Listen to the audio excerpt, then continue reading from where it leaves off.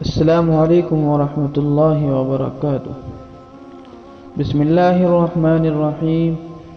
اللہ پاک آپ سب کو ہمیشہ سلامت رکھے۔